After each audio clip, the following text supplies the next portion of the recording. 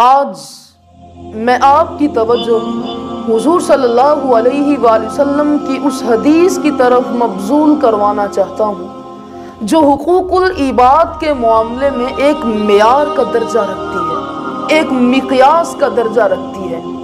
جس حدیث کو سامنے رکھ کر ہم ہر قسم کے حقوق العباد کا اجمالی طور پر تعین کر سکتے ہیں۔ حضرت سیدنا انس بن مالک رضی اللہ تعالیٰ عنہ اس حدیث کو روایت کرتے ہیں۔ حضور صلی اللہ علیہ وآلہ وسلم نے فرمایا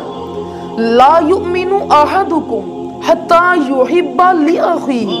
ما یحب لنفسہ۔ حضور صلی اللہ علیہ وآلہ وسلم نے فرمایا تم میں سے کوئی شخص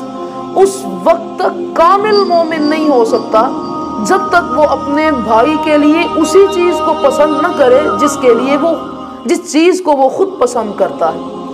اب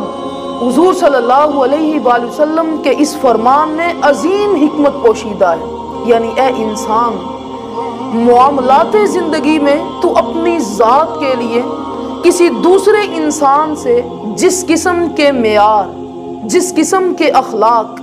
کردار، قول اور حسن معاملہ کی خواہش اور تمنا رکھتا ہے، بالکل اسی درجے میں پہلے تم خود اس کی مثال پیش کرو۔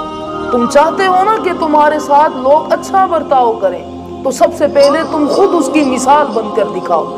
مثال کے طور پر اگر آپ والد ہیں اور آپ چاہتے ہیں کہ ہماری اولاد ہماری عزت و تکریم کرے، تو پھر تمہارے ذہن میں یہ بات بھی موجود ہونی چاہیے کہ تم بھی تو کسی کی اولاد ہو نا، تمہارا بھی تو کوئی والد ہے نا۔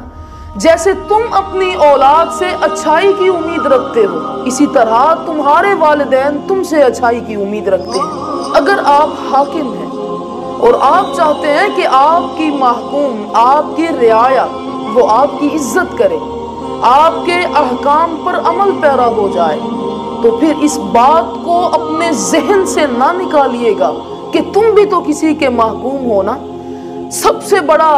جو حاکم ہے وہ احکم الحاکمین اللہ رب العزت کی ذات ہے، ہم اس کے بندے ہیں۔ جس طرح